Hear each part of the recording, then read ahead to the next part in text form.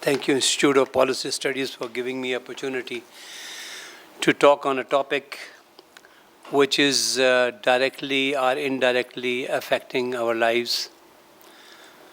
And we are slowly and gradually changing with this world order, world relations, and not actually realizing that where we are going.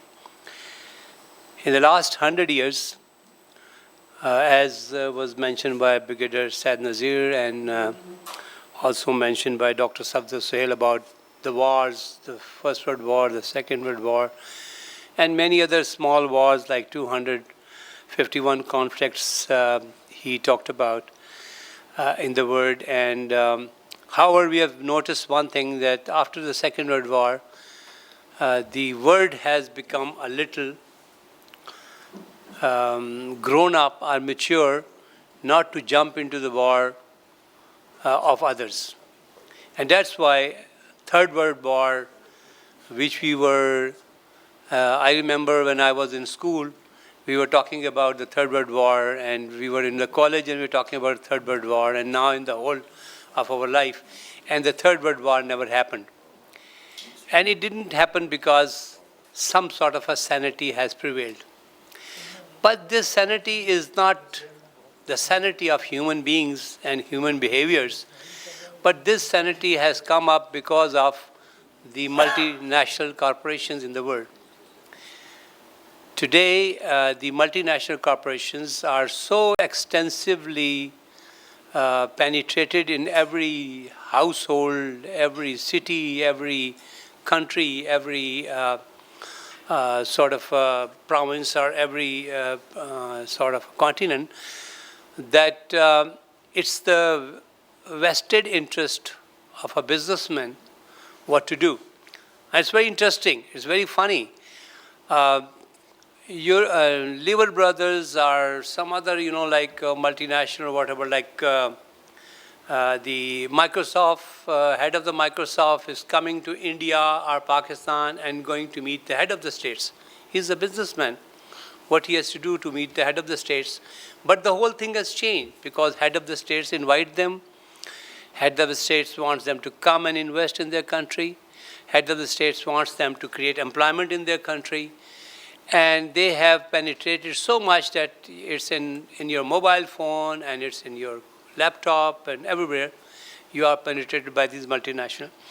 So it's simple. If Coca-Cola thinks that a war between India and Pakistan will increase the sale of Coca-Cola, they will promote the war between India and Pakistan. And if they say, well, it is going to be adversely affecting their sales, they will fight to stop the war. So this is what is the multinational interest has gone up. Now you can see that the world income is $122 trillion, and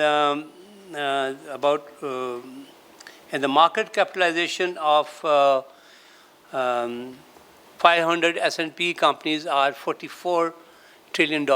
So like what's happening? The companies are becoming bigger than the countries, and their interests are becoming more important than the interest of the economies and their borders. So the world is now, and the future of the world is nothing but multinational corporations and their interest, and the rest of the politics is kept aside. Keeping that in mind, we may see that when the United Nations goes for SDG, Sustainable Development Goals in the world, they are actually talking about creating a society with harmony, creating a society with employment, creating a society with water and environment protected, and so on. So these all goals are common goals to the people of the first world, people of the second world, people of the third world, and so on. So the world, it's very difficult to predict what the world will be tomorrow. Now you see that technology has changed, and multinational corporations has used that technology and incidents for their interests. For instance, there was a time when it was said that vegetable oil is actually prevents you from heart attack. And after 40 years, the same doctors were saying that, the vegetable oils are the cause of heart attack. Now when they came down and they studied, they found out that cholesterol companies have made $200 billion selling their products in the 40 years. Right? Now, you must have heard about Y2K. When 2000, it became a buzzword in the whole world, aircraft will crash or whatever, and multinational corporation made a lot of money out of it. What happened to 9/11, which is now coming up, and everybody's saying that it was just like a game. And if you remember, the stock market fell the New York stock market fell almost 1,000 or 2,000 points. And those who were in the market and those who were aware of what is going to happen, they made millions and billions of dollars. I was seeing a clip sent by some friend a couple of days ago. They were talking about the Israel and the Jewish interest in the world. And they said they will enter a country, they will lend the money on interest rate, and in return for the interest rate, they will take the property and slowly and gradually build up themselves.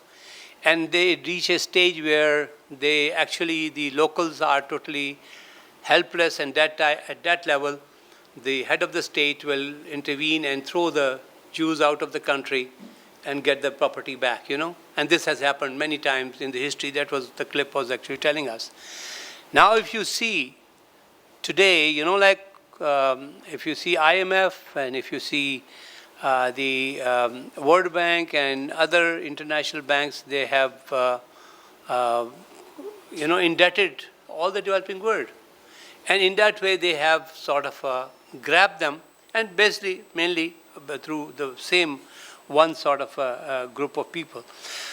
But the technology has changed, and technology is taking its own path. Now you see that electricity was first created and produced through coal.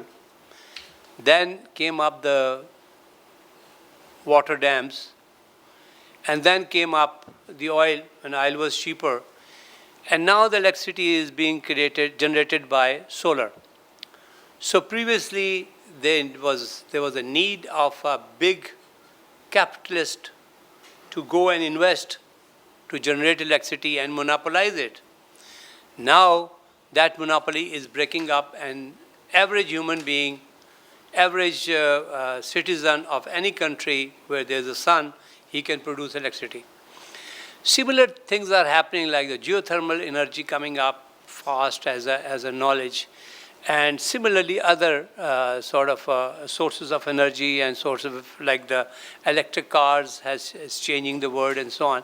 So technology is changing, and technology is bringing the world into not dependent on big economies or capitalists, but in the hands of the people. Now what we see is that in Quran there is mentioned that when this world is provided with all what is needed in this world, and when something gets shorter, Allah Ta'ala provides that. So that question that this world is getting into sort of a situation where there will be water shortage, or there will be shortage of other things, that is not happening. And the most important thing is, I remember in 1970s, International Labour Organization was talking a lot about, famine, which is going to come up in the world because of shortage of food. But the technology has developed. I believe that Allah Himself has given some information to the people that now food is not an issue, water is not an issue where countries fight. Energy is no more an issue because solar and other source of energy has become more common. So the world has become wiser not to fight, and the world has become wiser because multinational corporations have started dominating the world as such.